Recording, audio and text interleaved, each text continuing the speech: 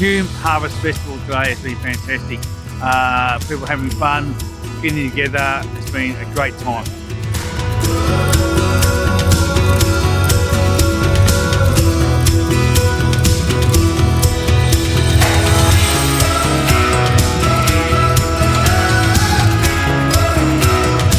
It's been good to see some of the local wineries around here that we haven't tried before. But yeah, otherwise it's been a good day.